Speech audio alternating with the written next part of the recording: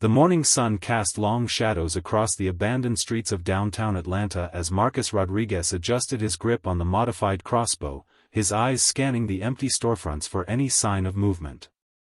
6 months had passed since the outbreak began, 6 months since the world as they knew it had crumbled into chaos, and Marcus had learned that silence was often more terrifying than the guttural moans of the infected. Behind him, the sound of footsteps on broken glass made him tense, but he relaxed when he recognized the careful, measured pace of his companion.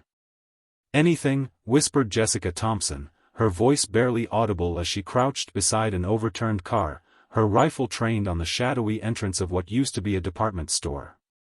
Marcus shook his head, but kept his weapon ready.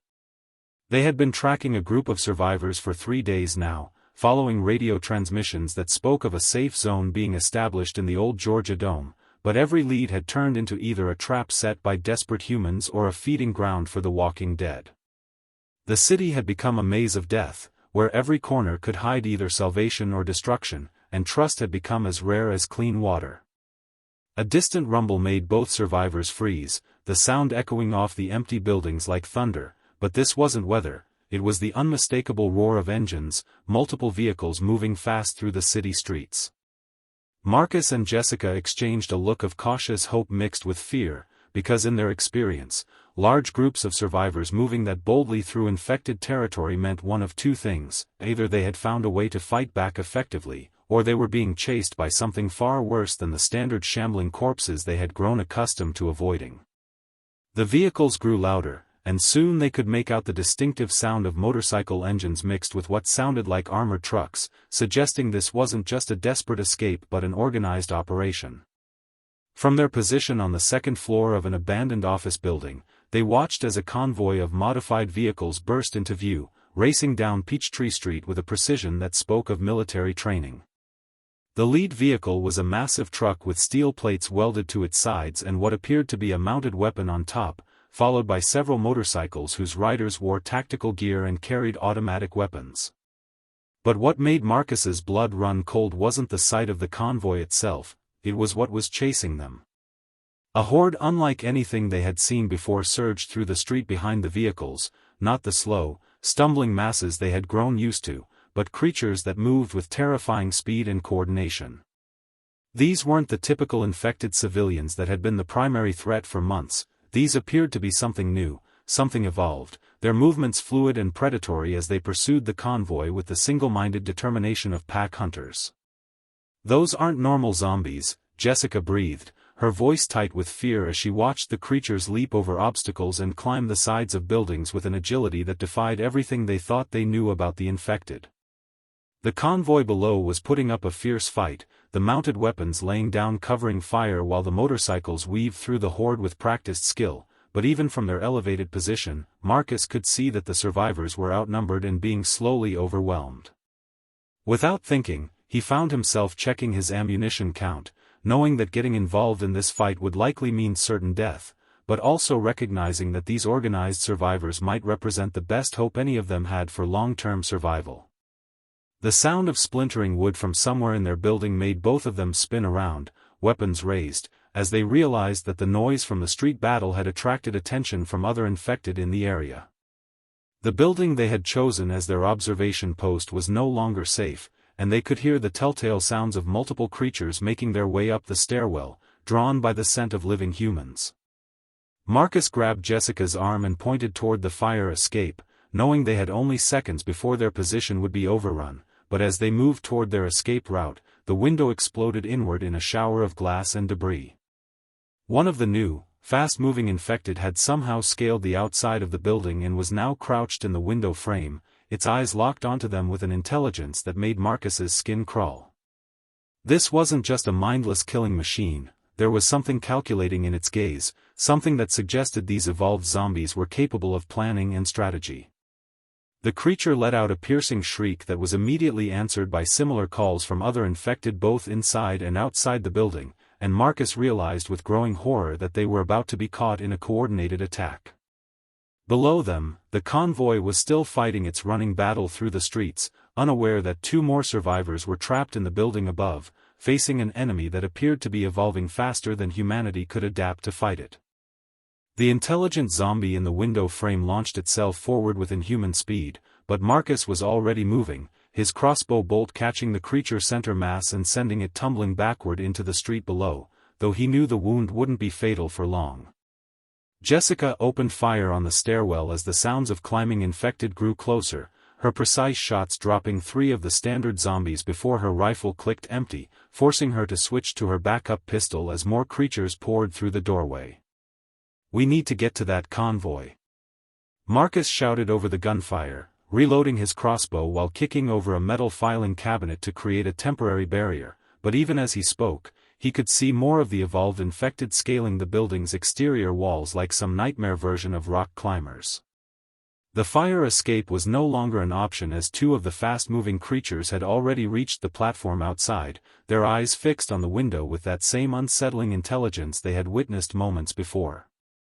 Jessica grabbed a flare from her pack and ignited it, the bright red light causing the approaching zombies to hesitate momentarily, their enhanced senses apparently overwhelmed by the sudden illumination, giving the 2 survivors just enough time to barricade themselves in what appeared to be a conference room.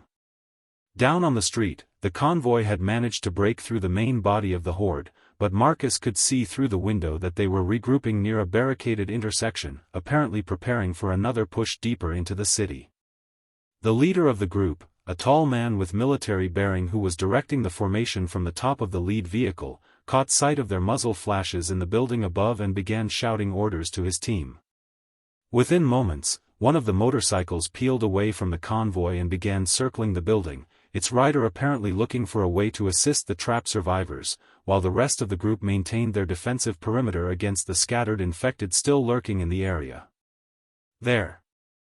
Jessica pointed to a section of the building's roof where a maintenance ladder led to an adjacent structure, but getting there would mean crossing 40 feet of open space while being pursued by creatures that had already demonstrated their ability to climb and coordinate their attacks. The sound of breaking glass from the conference room's other window announced the arrival of another evolved zombie, this one moving with the fluid grace of a predator as it assessed the room's occupants, tilting its head as if calculating the best approach for an attack.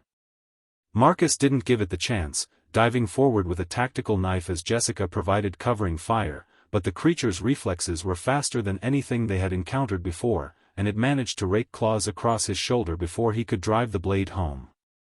The pain was immediate and burning, but Marcus forced himself to keep moving as Jessica helped him toward the window overlooking the street, where they could see the motorcycle rider had positioned himself directly below with what appeared to be some kind of flexible ladder or rope system. "Jump!" came the shouted command from below, the rider's voice barely audible over the continuing sounds of combat from the rest of the convoy, but the drop was still dangerous, and the evolved zombies were regrouping for another assault. Jessica went first, her leap carrying her down to the motorcycle's extended cargo platform where the rider, a young man with tactical gear and the confident demeanor of someone who had been surviving this nightmare for months, helped her secure herself before motioning urgently for Marcus to follow. Behind him, the conference room door exploded inward as more infected poured through, both the shambling standard variety and at least 2 more of the terrifyingly fast evolved creatures, their coordination suggesting they were capable of basic tactical thinking. Marcus took a deep breath and launched himself from the window, his wounded shoulder screaming in protest as he hit the motorcycle's platform harder than intended, but strong hands pulled him secure as the vehicle immediately lurched into motion. "I'm David Chen," the rider shouted over the engine noise as they raced toward the convoy's position, though he had to swerve repeatedly to avoid both debris and scattered infected that emerged from side streets, drawn by the sound of their escape. The convoy was already moving again by the time they reached the intersection, the entire group flowing through the city with the practiced efficiency of a unit that had been working together for months, and Marcus found himself impressed by their coordination despite his pain. As they joined the formation, he could see that the vehicles were heavily modified for survival, with reinforced armor, mounted weapons, and what appeared to be communications equipment that suggested this wasn't just a group of survivors but an organized resistance movement. The lead vehicle's commander, who had directed the rescue, was now speaking rapidly into a radio headset while scanning the surrounding buildings for threats, his movements suggesting military training and extensive combat experience in this new reality. But even as they gained speed and distance from their former position, Marcus could see in the side mirrors that the evolved infected were still pursuing them, moving through the city with a determination and intelligence that suggested humanity's fight for survival had just entered a terrifying new phase. The convoy's destination became clear as they approached what had once been Turner Field, the former home of the Atlanta Braves, now transformed into a fortress of concrete barriers, razor wire, and strategically placed watchtowers that bristled with both human sentries and automated defense systems. David Chin guided his motorcycle through a complex series of checkpoints where armed guards verified their identity through hand signals and radio codes, the entire process speaking to a level of organization that Marcus had begun to think was impossible in the post-outbreak world. "Welcome to Haven Base," David called back to them as massive steel gates groaned open to reveal a bustling community of survivors, hundreds of people moving with purpose between converted stadium sections that now served as workshops, medical facilities, and living quarters. The convoy's leader, who Marcus learned was Colonel Benjamin Hayes, a former Army Ranger who had been on leave in Atlanta when the outbreak began, immediately directed Jessica and the wounded Marcus toward the medical facility while debriefing his team on the new type of infected they had encountered during the rescue mission. Dr. Emily Rodriguez, no relation to Marcus despite the shared surname, was a former CDC researcher who had been studying the zombie pathogen since the early days of the outbreak, and her examination of Marcus's wounds revealed something troubling that confirmed their worst fears about the evolved creatures. "These claw marks show traces of a mutated strain of the original virus," she explained while cleaning and suturing the wounds, her voice calm but her eyes betraying deep concern about the implications of what she was seeing under the microscope. The original zombies had been created by what the scientific community had dubbed the Lazarus virus, a pathogen that reanimated dead tissue while destroying higher brain functions, but this new strain appeared to enhance certain capabilities while retaining some cognitive functions, creating predators rather than mere mindless consumers. Colonel Hayes arrived at the medical facility just as Dr. Rodriguez finished her preliminary analysis, bringing with him a tablet containing drone footage from various locations around the southeastern United States that painted a terrifying picture of the evolved infected spread and capabilities. The footage showed coordinated attacks on survivor settlements, with the evolved zombies using basic tools, setting traps, and even demonstrating what appeared to be rudimentary communication through complex vocalizations that suggested pack hunting behaviors. "We call them hunters," Hayes explained, his weathered face grim as he scrolled through reports from other survivor communities that had encountered the new threat, many of which had been completely overrun within days of first contact. Haven Base had been tracking the hunter evolution for 6 weeks, ever since the first reports came in from survivor groups near the original outbreak zone in Birmingham, and their research suggested that the mutation was spreading rapidly through the existing zombie population, creating an enemy that was not only physically superior but tactically sophisticated. Marcus listened to the briefing while Jessica examined the base's defensive preparations, both of them beginning to understand that their rescue had brought them into the middle of what might be humanity's last organized stand against an enemy that was evolving faster than their ability to adapt. The base commander explained that Haven Base was part of a network of survivor communities stretching from Florida to Virginia, all connected by ham radio and coordinated supply runs, but in recent weeks, communication with settlements closer to the original outbreak zones had gone silent one by one.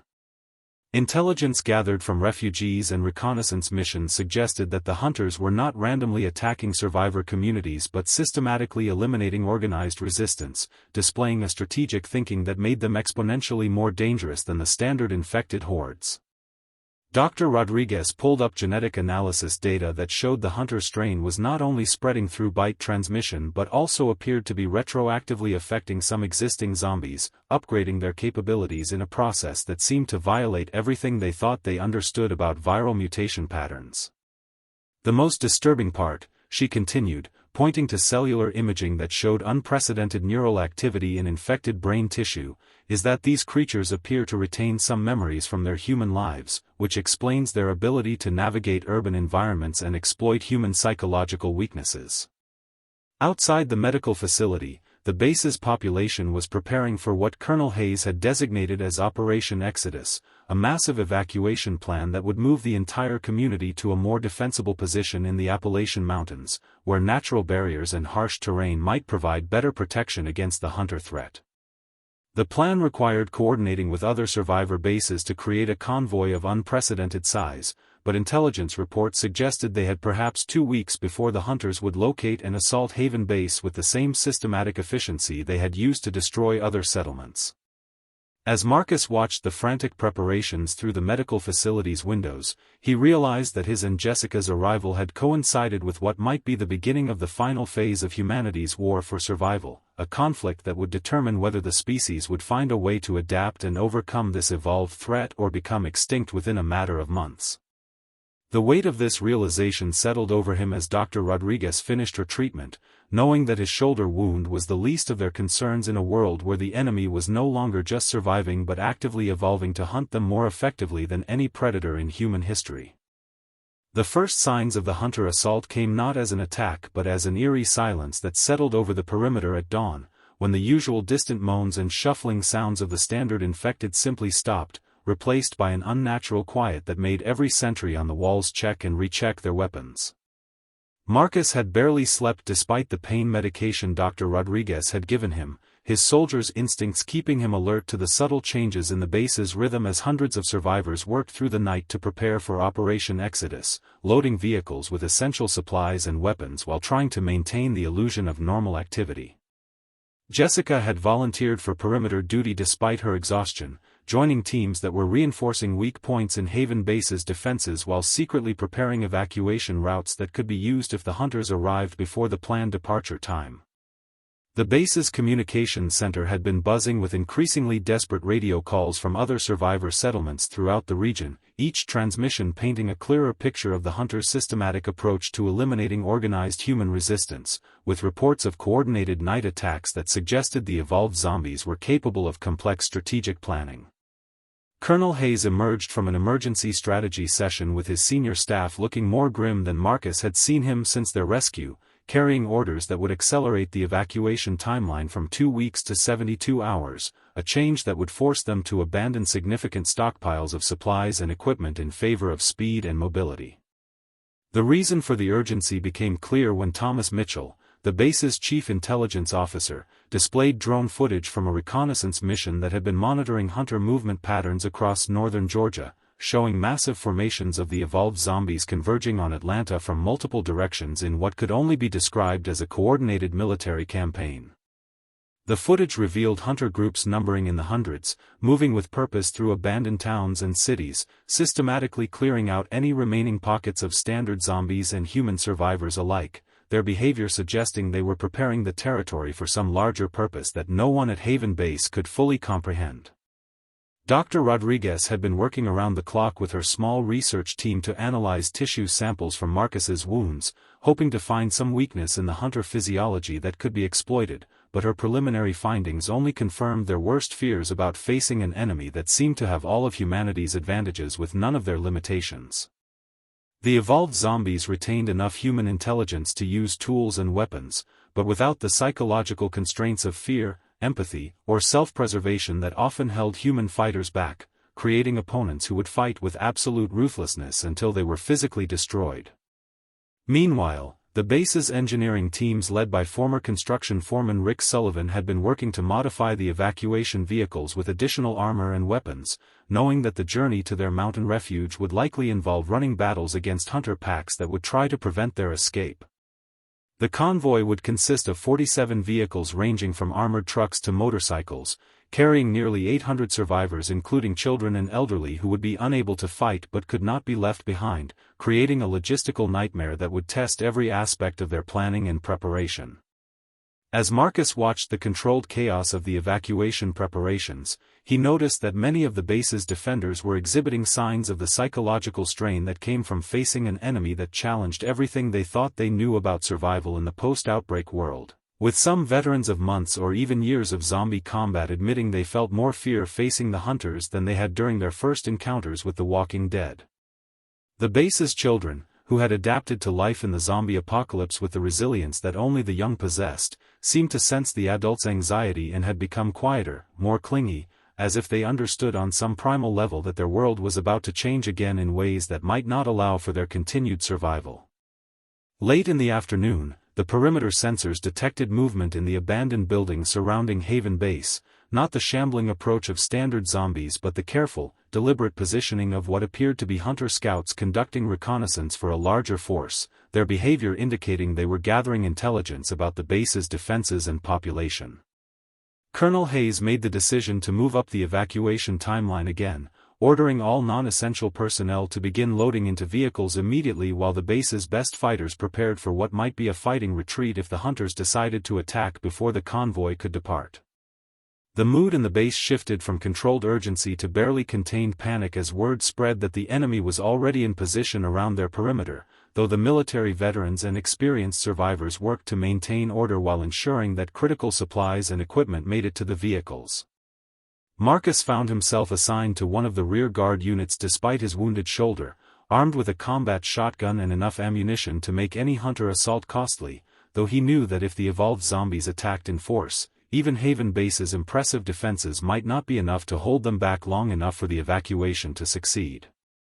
As darkness began to fall and the last of the civilian vehicles prepared to depart, the silence around the base became even more oppressive, broken only by the distant sound of hunter vocalizations that seemed to be coordinating positions for an attack that everyone knew was coming, though no one could predict exactly when or how it would begin.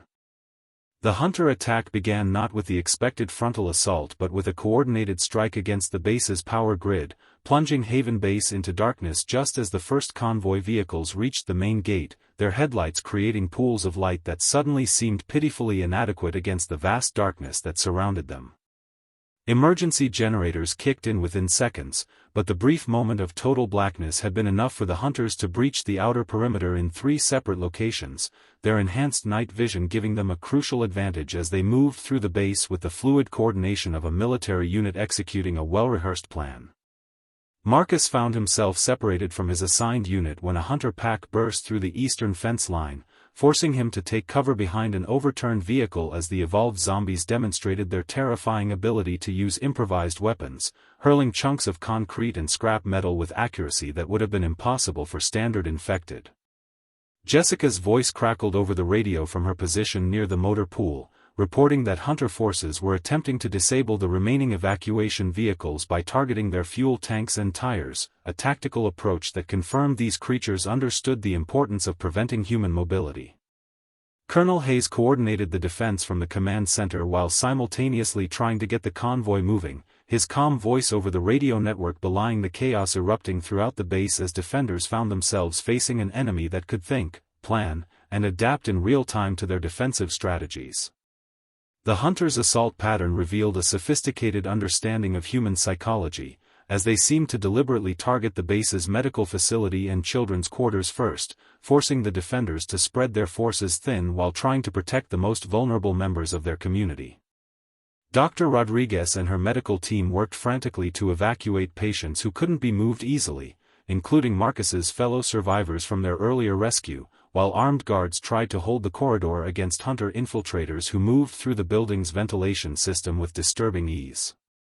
The sound of automatic weapons fire mixed with the alien vocalizations of the hunters as they communicated with each other, their calls echoing off the stadium walls in patterns that suggested they were coordinating complex tactical maneuvers, possibly even calling for reinforcements from other packs in the surrounding area. Rick Sullivan's engineering teams had managed to get most of the convoy vehicles operational and loaded, but the main gate was now under direct assault by a hunter force that included what appeared to be evolved zombies carrying crude but effective explosive devices, suggesting they had retained enough human knowledge to manufacture improvised weapons. The base's mounted defense systems were proving effective against standard zombie hordes, but the hunters' intelligence allowed them to identify and exploit blind spots in the coverage, using smoke and debris to obscure their movements while systematically dismantling the automated gun emplacements. Marcus found himself fighting alongside Maria Santos, a former police officer who had become one of the base's most effective zombie hunters, as they tried to hold a choke point that would allow the remaining civilians to reach the convoy vehicles, but the hunters kept adapting their approach, using fallen debris as shields and coordinating their attacks with a precision that made every defensive position temporary at best. The convoy's departure became a running battle as the lead vehicles smashed through the compromised main gate while the rear guard fought to prevent hunter forces from overwhelming the slower-moving transport trucks filled with children, elderly survivors, and essential supplies. Thomas Mitchell coordinated intelligence from his mobile command post in one of the armored vehicles, using drone feeds and radio reports to guide the convoy through the least dangerous routes while tracking hunter movement patterns that suggested the evolved zombies were attempting to herd the human survivors toward a prepared ambush site. Dr. Rodriguez had managed to save most of her research data and tissue samples, loading them into a specially modified medical vehicle that could serve as a mobile laboratory, though she was forced to abandon months of work on potential treatments and vaccines that might have been crucial for humanity's long-term survival. The loss of Haven Base represented more than just the destruction of a single survivor community. It was the elimination of one of the few places where systematic research into the zombie pathogen was being conducted, and the implications of that loss would not become fully apparent until much later in humanity's struggle for survival. As the convoy fought its way through the outer suburbs of Atlanta, Marcus realized that the hunters were demonstrating capabilities that went beyond enhanced physical attributes and retained intelligence, showing what appeared to be the ability to learn and adapt their tactics in real time based on human defensive responses. The rear-guard vehicles reported that hunter pursuit forces were not simply chasing the convoy but were attempting to predict its route and establish blocking positions, behavior that suggested these evolved zombies possessed strategic thinking abilities that rivaled or exceeded those of human military commanders. Jessica's vehicle had taken damage during the base evacuation but remained operational, though her radio reports indicated that several convoy vehicles had been lost during the fighting retreat, along with dozens of survivors who had volunteered to serve as rear guard to buy time for the rest of the community to escape. The mountain refuge that Colonel Hayes had selected as their destination was still more than 200 miles away through territory that intelligence reports suggested was increasingly dominated by hunter packs, meaning the convoy would need to maintain constant vigilance while managing their fuel, ammunition, and medical supplies for what could be a week-long journey through hostile territory. As dawn broke over the convoy's temporary position in an abandoned industrial complex 20 miles north of Atlanta, the full scope of their situation became clear. They were no longer just survivors trying to outlast a zombie apocalypse, but refugees fleeing an enemy that was actively hunting humanity to extinction with the intelligence and determination that had once made humans the dominant species on Earth. The convoy's second day on the road brought them face to face with evidence that the hunter evolution was accelerating beyond anything they had previously understood, as scout reports from the lead vehicles described abandoned towns where the infrastructure had been deliberately modified rather than simply destroyed, with barricades constructed in patterns that suggested the evolved zombies were establishing territorial control rather than merely hunting. Marcus rode in the third vehicle of the convoy, a modified ambulance driven by Dr. Rodriguez that served as both a mobile medical unit and a communications hub, monitoring radio traffic from other survivor groups while Jessica maintained overwatch from a gun mount that provided covering fire for the more vulnerable transport vehicles. The convoy's route through rural Georgia had been carefully planned to avoid major highways and population centers, but Thomas Mitchell's intelligence reports indicated that hunter packs were using the interstate system as movement corridors, suggesting they understood the strategic value of maintaining rapid transportation networks for their own purposes. Colonel Hayes made the difficult decision to split the convoy into 3 smaller groups after receiving word that a massive hunter force was moving to intercept them near the town of Commerce, with each group taking different routes through the Appalachian foothills while maintaining radio contact and planning to reunite at a predetermined rally point in the mountains of North Carolina. The separation meant that each group would have fewer fighters and resources to deal with threats, but it also reduced the chances that all of Haven Base's survivors would be eliminated in a single engagement, a calculated risk that reflected the harsh mathematics of survival in a world where humanity was rapidly becoming an endangered species. Marcus found himself assigned to the middle group along with Dr. Rodriguez, Jessica, and 37 other survivors including 12 children whose parents had been lost during the base evacuation, creating a convoy segment that was both tactically vulnerable and psychologically precious to everyone involved in protecting it. The mountain roads tested both the vehicles and their drivers as they climbed through terrain that offered better defensive positions but also limited escape routes if they encountered hunter forces, while fuel consumption increased dramatically due to the steep grades and constant maneuvering around obstacles left by previous refugees or deliberate hunter roadblocks. David Chen had volunteered to serve as a motorcycle scout for their group, ranging ahead to identify threats and alternate routes while maintaining radio contact, his reports painting a picture of a landscape where normal zombie activity had virtually ceased, replaced by an eerie emptiness that suggested the hunters had either eliminated or absorbed the standard infected population in their drive to consolidate territorial control. Dr. Rodriguez used the travel time to continue analyzing tissue samples and blood work from hunter encounters, her portable laboratory revealing disturbing evidence that the evolved zombies were not just retaining human memories and intelligence but were actively sharing information through some form of biological communication network that allowed them to coordinate activities across vast distances. The implications of her research suggested that humanity was facing not just an evolved predator but a collective intelligence that could potentially learn from every encounter with human survivors, adapting their tactics and strategies based on accumulated knowledge from thousands of individual hunter experiences. Jessica's position on the gun mount gave her the best view of their surroundings, and her reports of movement in the tree line indicated that hunter scouts were paralleling their route, maintaining contact without attacking, behavior that suggested they were either gathering intelligence or waiting for reinforcements before attempting to engage the convoy.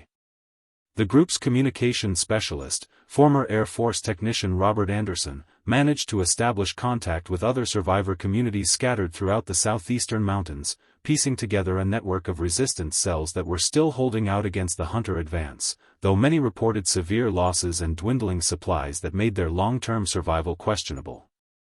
The radio traffic revealed that some survivor groups had attempted to negotiate or communicate with hunter forces, efforts that had uniformly ended in the complete elimination of the humans involved, suggesting that whatever intelligence the evolved zombies possessed did not include any capacity for coexistence with their former species. As evening approached and the convoy prepared to establish a defensive perimeter for the night, David Chen's final scout report brought news that would force them to reconsider their entire approach to reaching the mountain refuge. A massive hunter concentration had been detected near their planned rally point, with aerial reconnaissance suggesting a force of several thousand evolved zombies that appeared to be constructing some form of permanent installation rather than simply occupying territory. The discovery meant that Colonel Hayes and the other convoy groups were walking into a trap, but radio attempts to warn them were met with static interference that suggested the hunters had developed the capability to jam human communications, cutting off the scattered survivor groups from each other at the moment when coordination was most critical. Marcus listened to Dr. Rodriguez's increasingly frantic attempts to reach the other convoy segments while Jessica prepared their vehicle-mounted weapons for what might be their final stand, both of them beginning to understand that the mountain refuge they had pinned their hopes on might already be under hunter control. The children in their group sensed the adults' growing tension despite efforts to maintain normal routines, their quiet questions about when they would be safe again serving as painful reminders of what humanity stood to lose if the hunters succeeded in their systematic campaign of extermination. Robert Anderson managed to establish brief contact with a survivor group that had been monitoring hunter communications, relaying intelligence that the evolved zombies were using sophisticated vocal patterns that resembled a primitive language, suggesting they had developed not just tactical coordination but actual cultural structures that allowed them to plan and execute complex long-term strategies. The night brought the sound of distant explosions from the direction where the other convoy groups should have been traveling, followed by radio silence that confirmed everyone's worst fears about the fate of their fellow survivors, leaving Marcus's group isolated in hostile territory with no clear path to safety and no way to know if any other organized human resistance still existed. The morning brought the grim discovery that the explosions they had heard were not random hunter attacks but the systematic destruction of bridges and mountain passes that would have allowed the convoy groups to reach their rally point. A revelation that came when David Chen returned from his dawn reconnaissance with photographs showing precisely demolished infrastructure that could only have been accomplished through careful planning and engineering knowledge. Dr. Rodriguez studied the images while the group remained hidden in an abandoned mining facility, her analysis confirming that the hunters possessed not only retained human intelligence but access to technical expertise that allowed them to conduct complex demolition operations, suggesting that some of the evolved zombies had been engineers, military specialists, or construction workers before their transformation. The implications were staggering because it meant the hunters could potentially operate and maintain advanced technology, giving them capabilities that went far beyond enhanced physical attributes and pack hunting behaviors to include the ability to manipulate the environment on a strategic scale.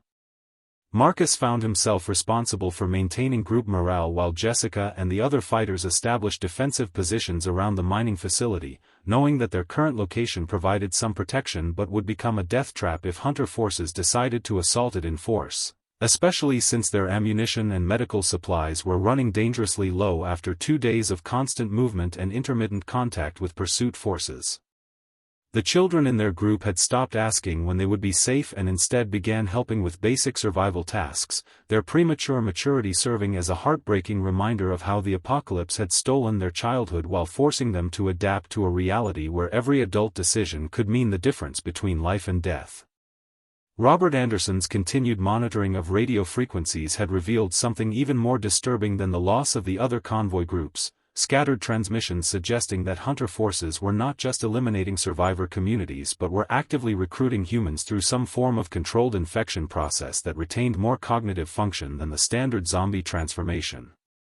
The intercepted communications indicated that some humans were being deliberately infected with a modified version of the virus that created Hunter-level intelligence while maintaining complete loyalty to the evolved zombie collective, essentially creating human collaborators who could infiltrate survivor communities and gather intelligence about human defensive capabilities and weaknesses. Dr. Rodriguez's blood analysis equipment detected trace amounts of the modified virus in atmospheric samples collected during their mountain journey, suggesting that the hunters had developed the ability to distribute airborne versions of their pathogen. Though the concentration levels were too low to cause immediate infection, they indicated that prolonged exposure might eventually compromise human immune systems.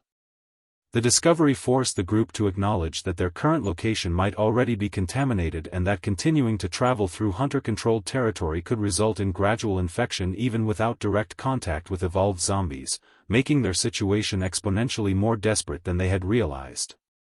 Thomas Mitchell's tactical analysis of their remaining options concluded that attempting to reach any of the known survivor settlements would likely result in leading Hunter forces to communities that might still be holding out, while staying in their current position would eventually result in either capture or slow death from exposure to the modified virus.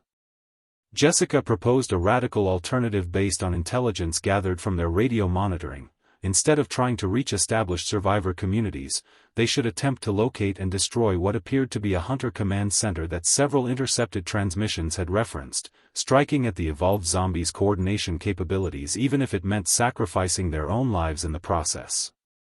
The command center was believed to be located in a former government facility in the mountains of eastern Tennessee, a site that would be heavily defended but whose destruction might disrupt Hunter operations long enough for scattered human survivors to reorganize and potentially develop countermeasures against the modified virus. Marcus realized that Jessica's proposal represented their best chance to make a meaningful contribution to humanity's survival even if they couldn't save themselves, though the mission would require abandoning the children and elderly members of their group to the uncertain mercies of a world increasingly dominated by an enemy that viewed humans as nothing more than resources to be harvested or obstacles to be eliminated. Dr. Rodriguez volunteered to remain with the non-combatants while the fighters attempted the assault on the Hunter Command Center, knowing that her research data might be crucial for any future human resistance even if their current group didn't survive long enough to see the results of their sacrifice. The decision to split their remaining forces was agonizing because it meant accepting that some members of their group would almost certainly die regardless of the mission's outcome, but the alternative was allowing the hunters to continue their systematic campaign without any organized human resistance capable of disrupting their operations.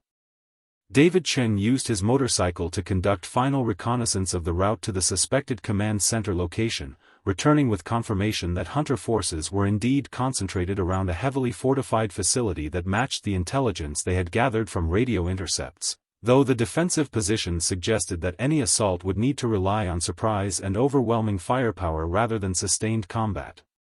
As the assault team prepared their equipment and said their goodbyes to the group members who would remain behind, Marcus found himself thinking about the irony that humanity's last hope might depend on a desperate attack by a handful of survivors against an enemy that had evolved beyond their ability to comprehend, let alone defeat through conventional means. The children watched the preparations with the solemn understanding that came from months of surviving in a world where adults regularly made decisions that involved life and death, their quiet acceptance of the situation serving as both inspiration and heartbreak for the fighters who were preparing to leave them behind. Evening brought the final preparations for what everyone understood might be humanity's last organized military action, with weapons cleaned and checked, explosive devices prepared from remaining supplies, and final messages recorded for any future survivors who might discover their remains and learn from their attempt to strike back against an enemy that seemed destined to inherit the Earth from the species that had created it. The assault on the Hunter Command Center began before dawn, with David Chen's motorcycle creating a diversionary explosion at the facility's southern perimeter, drawing attention from the main defensive positions while Marcus, Jessica, and the 6 other remaining fighters approached through a network of abandoned mine shafts that Dr. Rodriguez had identified from geological surveys stored in her research database. The facility itself was a former CDC research station that had been transformed into something resembling a hive, with organic growths covering much of the original structure and what appeared to be communication arrays constructed from salvaged technology, suggesting the hunters had not only occupied the site but had fundamentally redesigned it to serve their collective intelligence network.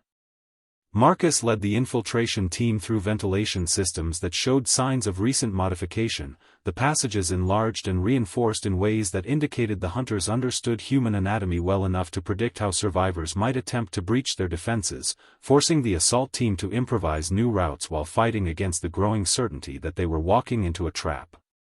Jessica's demolition expertise proved crucial as they navigated through corridors lined with what appeared to be biological sensors, her careful placement of explosive charges designed to disrupt the facility's power grid while creating enough chaos to mask their approach to what intelligence suggested was the central communication hub.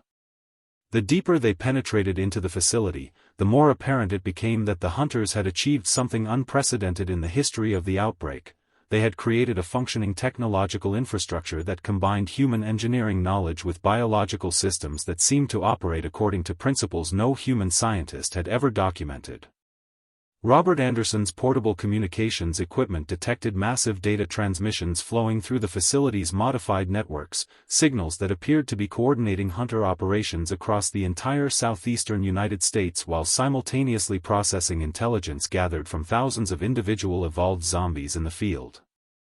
The central chamber they eventually reached contained what could only be described as a living computer system, with hunter specimens connected to modified human technology through organic interfaces that pulsed with bioluminescent activity, their combined intelligence apparently serving as the coordination nexus for the entire regional hunter population. Marcus realized with growing horror that the hunters had essentially created a collective consciousness that retained all the tactical knowledge and strategic thinking of their human components while eliminating the psychological limitations that had constrained human military effectiveness, resulting in an enemy that could learn from every encounter and adapt their methods with terrifying efficiency. The assault team's presence in the central chamber triggered defensive responses that confirmed the facility's importance, as hunter forces throughout the complex began converging on their position with a coordination that demonstrated real-time communication between the collective intelligence and individual field units. Jessica armed the primary explosive device while Marcus and the remaining fighters held the chamber's entrances against waves of hunter defenders who attacked with suicidal determination, their behavior suggesting that preserving the collective intelligence was more important to them than individual survival, a tactical approach that no human military unit could have sustained. The explosion that destroyed the central communication hub created a cascade failure throughout the facility's biological networks, severing the connections that had allowed the collective intelligence to coordinate hunter operations while simultaneously sending what appeared to be a death signal to every evolved zombie connected to the system. Marcus watched in amazement as hunter forces throughout the facility suddenly lost their coordination and tactical effectiveness, reverting to behavior patterns more similar to standard zombies, though retaining their enhanced physical capabilities and individual intelligence. The destruction of the collective intelligence network had apparently disrupted the hunters' ability to share information and coordinate complex operations, buying humanity precious time to reorganize and develop countermeasures against an enemy that was now fragmented and operating without central coordination. David Chen's extraction route led the surviving assault team members through collapsing sections of the facility as secondary explosions continued to destroy the biological infrastructure, their escape complicated by the fact that individual hunters were still dangerous opponents even without their collective tactical advantages. Jessica had been wounded during the final assault but remained mobile, her determination to reach the children and elderly members of their group providing motivation that kept her moving despite injuries that would have been debilitating under normal circumstances. The journey back to the mining facility where Dr. Rodriguez and the noncombatants waited took 3 days through territory where confused hunter forces wandered without apparent purpose, their lack of coordination making them easier to avoid but potentially more unpredictable in their individual behavior patterns. Dr. Rodriguez's analysis of tissue samples collected during the assault confirmed that the collective intelligence network had been biological rather than technological in nature, suggesting that similar facilities could potentially be identified and destroyed through careful intelligence gathering and coordinated strikes by survivor communities working together. The radio networks that had been jammed by hunter communications began functioning again within hours of the facility's destruction, allowing scattered survivor groups throughout the region to re-establish contact and begin coordinating relief efforts for communities that had been cut off during the collective intelligence's operational period. Marcus found himself serving as a liaison between different survivor communities as they worked to rebuild communication networks and share intelligence about hunter capabilities, his experience during the assault making him a valuable resource for planning future operations against remaining evolved zombie concentrations. The children who had waited at the mining facility asked difficult questions about the cost of their survival, forcing the adults to explain concepts of sacrifice and strategic necessity that no child should have to understand, while also helping them process the trauma of living through humanity's closest approach to extinction. As reports came in from across the region indicating that hunter forces were becoming increasingly disorganized and vulnerable to conventional zombie elimination tactics, the survivors began to cautiously hope that their desperate gamble had bought humanity the time it needed to develop a sustainable resistance against an enemy that had nearly succeeded in hunting them to extinction, though everyone understood that the war was far from over and that vigilance would be required for generations to come.